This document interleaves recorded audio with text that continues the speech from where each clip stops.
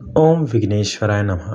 संक्षिप्त नारद पुराण द्वितीय पाद अध्याय 38 सृष्टि तत्व का वर्णन, जीव की सत्ता का प्रतिपादन और आश्रमों के आचार का निरूपण। श्री नारद जी ने पूछा, सनंदन जी, इस स्थावर जंगम रूप जगत की उत्पत्ति किससे हुई है और प्रलय के समय में यह।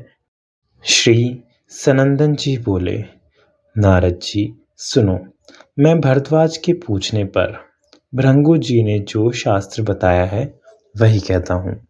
भृंगु जी बोले, भरद्वाज महर्षियों ने जिन पूर्व पुरुष को मानस नाम से जाना और सुना है, वे आदि अंत से रहित देव अव्यक्त नाम से विख्यात हैं। वे अव्यक्त पुरुष शाश्वत, अक्षय एवं अविनाशी हैं। उन्हीं से उत्पन्न होकर संपूर्ण भूत प्राणी जन्म और मृत्यु को प्राप्त होते हैं। उन स्वयंभू भगवान नारायण ने अपनी नाभि से तेजोमय दिव्य कमल प्रकट किया। उस कमल से ब्रह्मा उत्पन्न हुए, जो वेद स्वरूप हैं। उनका दूसरा नाम विधि है। उन्होंने ही संपूर्ण प्राणियों के शरीर की रचना की है। इस प्रकार इस विराट विश्व के रूप में साक्षात भगवान विष्णु ही विराज रहे हैं, जो अनंत नाम से विख्यात हैं। वे संपूर्ण भूतों में आत्मा रूप से स्थित हैं।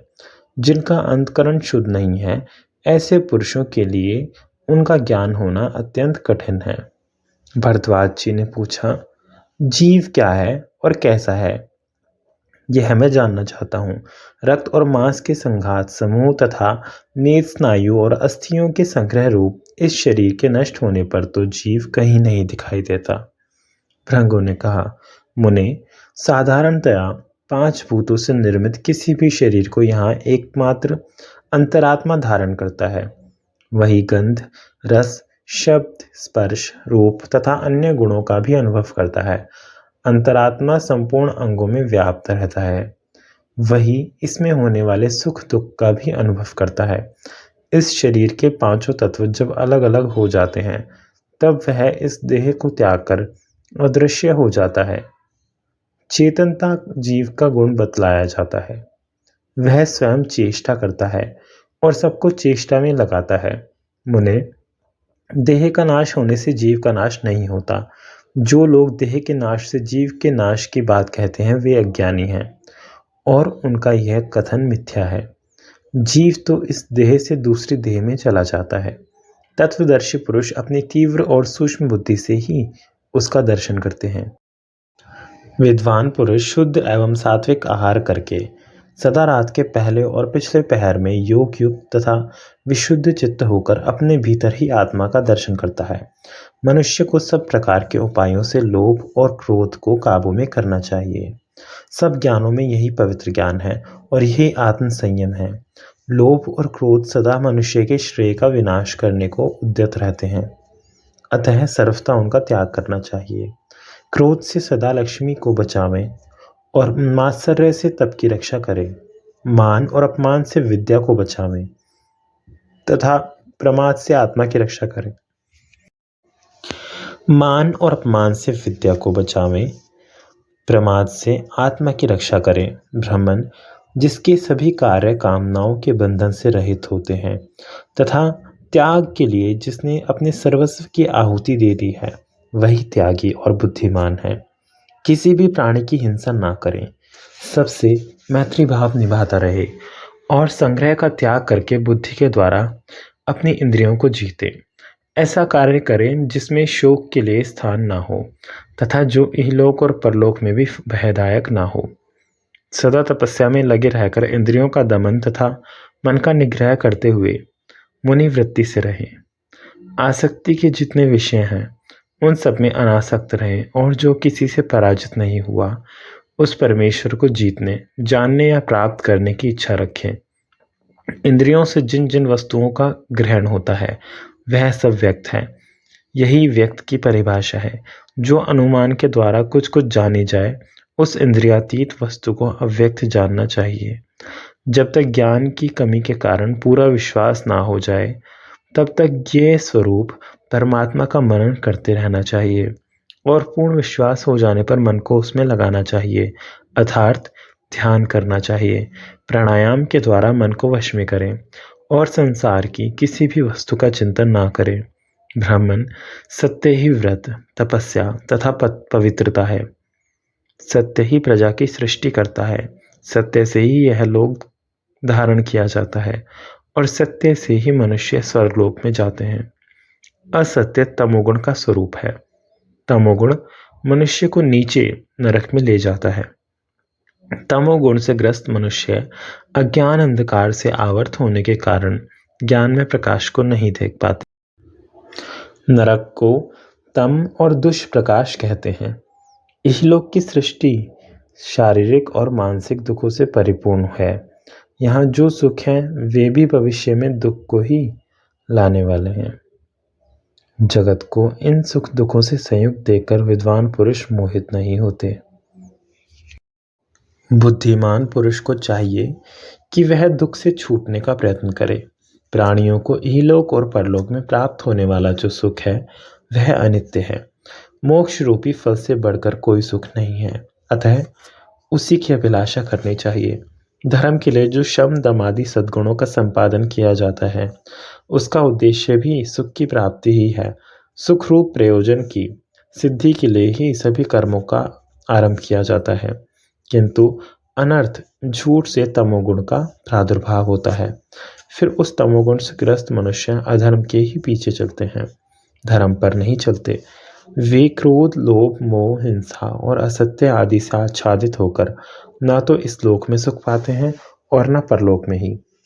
नाना प्रकार के रोग, व्याधि और उग्र ताप से पीड़ित होते हैं। वध, बंधन जनित क्लेश आदि से तथा भूख, प्यास और परिश्रम जनित संताप से संतप्त रहते हैं। वर्षा, आंधी, अधिक गर्मी और अधिक सर्दी के भय से चिंतित होते हैं। शारीरिक दुखों से दुखी तथा बंधु, धन आदि के नाश अथवा वियोग से प्राप्त होने वाले मानसिक शोकों से व्याकुल रहते हैं और जरा तथा मृत्यु जनित कष्ट से या अन्य इसी प्रकार के क्लेशों से पीड़ित रहा करते हैं। स्वर्गलोक में जब तक जीव सा रहता है सदा उसे सुख ही मिलता है। इस लोक में सुख और दुख दोनों हैं। नरक में केवल दुख ही दुख बताया गया है। वास्तविक सुख तो वह परमपद स्वरूप मोक्ष ही है। भरद्वाज जी बोले, ब्रह्म ऋषियों, पूर्व काल में जो 4 आश्रमों का विधान किया है उन आश्रमों के अपने अपने आचार क्या हैं यह बताने की कृपा करें। भृगु जी ने कहा, मुने, जगत का हित साधन करने वाले भगवान ब्रह्मा जी ने पहले से ही धर्म की रक्षा के लिए 4 आश्रमों का उपदेश किया है। उनमें से गुरुकुल में निवास ही पहला आश्रम बताया जाता है। इस आश्रम में शौच, संस्कार, नियम तथा व्रत के नियम पूर्वक पालन में चित्त लगाकर दोनों संध्याओं के समय उपासना करनी चाहिए। सूर्यदेव तथा अग्निदेव का उपस्थान करें। आलस्य छोड़कर गुरु को प्रणाम करें। गुरु मुख से वेद का श्रवण और अभ्यास करके अपने अंतकरण को पवित्र करें। तीनों समय स्नान करके ब्रह्मचर्य पालन, अग्निहोत्र तथा गुरु शुश्रूषा करें। प्रतिदिन भिक्षा मांगे और भिक्षा में जो कुछ प्राप्त हो वह सब गुरु के अर्पित कर दें। अपने अंतरात्मा को भी गुरु के चरणों में अर्पित कर दें। गुरु के वचन और आज्ञा का पालन करने में कभी प्रतिकूलता न दिखाएं। सदा आज्ञा पालन के लिए तैयार रहें तथा गुरु की कृपा से प्राप्त हुए वेद शास्त्रों के स्वाध्याय में तत्पर रहे। इस विषय में यह उक्ति प्रसिद्ध है, जो द्विज गुरु की आराधना करके वेद का ज्ञान प्राप्त करता है उसे स्वर्ग रूप फल की उपलब्धि होती है और उसका संपूर्ण मनोरथ सिद्ध हो जाता है। दूसरे आश्रम को गृहस्थ्य कहते हैं। उसके सदाचार का जो स्वरूप है उसकी पूर्ण रूप से व्याख्या करेंगे। जो गुरुकुल से लौटे हुए सदाचार परायण स्नातक हैं और धर्म अनुष्ठान का फल चाहते हैं उनके लिए गृहस्थ आश्रम का विधान है। इसमें धर्म, अर्थ और काम तीनों की प्राप्ति होती है। यहाँ त्रिवर्ग साधन की अपेक्षा रखकर निंदित कर्म के परित्याग पूर्वक उत्तम न्यायुक्त कर्म से धनोपार्जन करें।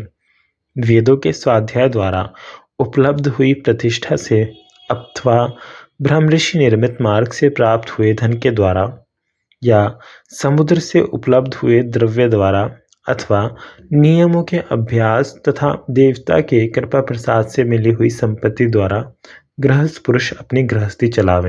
गृहस्थ आश्रम को संपूर्ण आश्रमों का मूल कहते हैं। गुरुकुल में निवास करने वाले ब्रह्मचारी, सन्यासी तथा अन्य लोग जो संकलित व्रत, नियम एवं धर्म का अनुष्ठान करने वाले हैं, उन सब का आधार गृहस्थ आश्रम है। उनके अतिरिक्त भी गृहस्थ आश्रम में भिक्षा और बलि वैश्व आदि का वितरण चलता रहता है।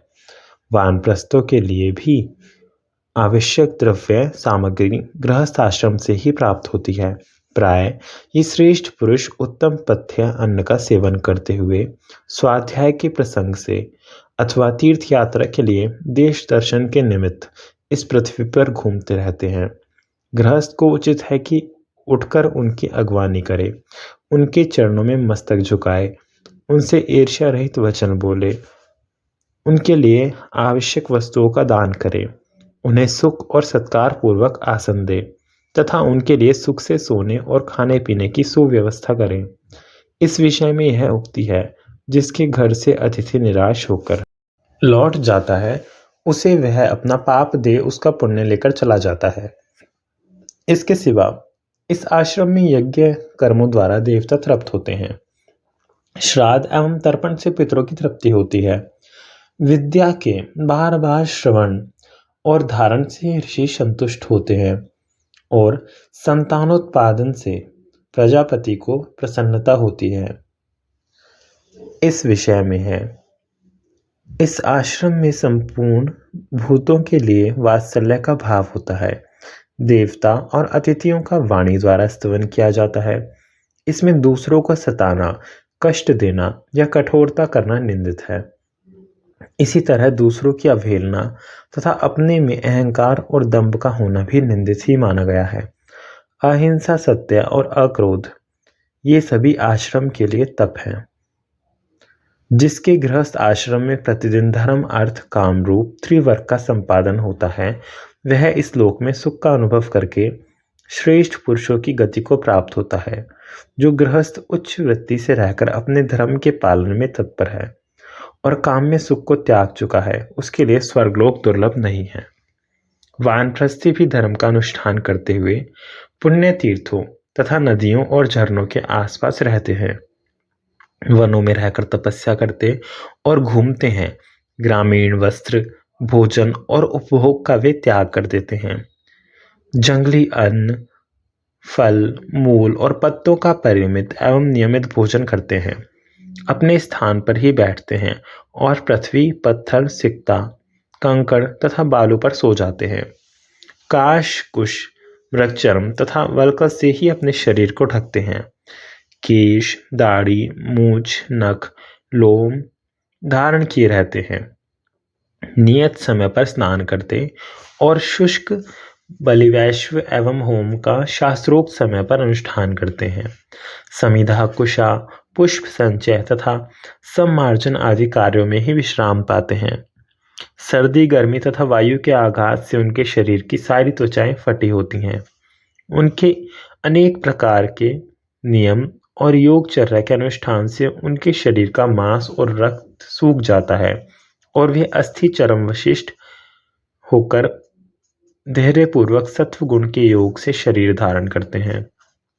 जो ब्रह्म ऋषियों द्वारा विहित इस व्रतचर्या का नियम पूर्वक पालन करता है, वह अग्नि की भांति संपूर्ण दोषों को जला देता है और दुर्जय लोकों पर अधिकार प्राप्त कर लेता है। अब सन्यासियों का आचार बतलाया जाता है। धन, स्त्री तथा राजोचित सामग्रियों में जो अपना स्नेह बना हुआ है, उस स्नेह बंधन को काटकर तथा अग्निहोत्र आदि कर्मों का विधि पूर्वक त्याग करके विरक्त एवं जिज्ञासु पुरुष सन्यासी होते हैं। वे डेले, पत्थर और स्वर्ण को समान समझते हैं। धर्म, अर्थ और काममयी प्रवृत्तियों में उनकी बुद्धि आसक्त नहीं होती। शत्रु, मित्र और उदासीनों के प्रति उनकी दृष्टि समान रहती है। वे स्थावर, जरायुज, अंडज और स्वेदज प्राणियों के प्रति मन, वाणी और क्रिया द्वारा कभी द्रोह नहीं करते। उनका कोई एक निवास स्थान नहीं होता। वे पर्वत, नदी, तट, वृक्ष, मूल तथा देव मंदिर आदि स्थानों में ठहरते और विचरते हुए कभी किसी समूह के पास जाकर रहते हैं अथवा नगर या गांव में विश्राम करते हैं। क्रोध, दर्प, लोभ, मोह, कृपणता, दंभ, निंदा तथा अभिमान के कारण उनसे कभी हिंसा नहीं होती। इस विषय में ऐसा कहा है, जो मुनि संपूर्ण भूतों को अभयदान देकर स्वच्छंद विचरता है, उसको कभी उन सब प्राणियों से भय नहीं होता। ब्राह्मण सन्यासी अग्निहोत्र को अपने शरीर में स्थापित करके शरीर रूपी अग्नि को तृप्त करने के लिए भिक्षान्न रूपी हविष्य की आहुति अपने मुख में डालता है और उसी शरीर संचित अग्नि द्वारा उत्तम लोकों में जाता है।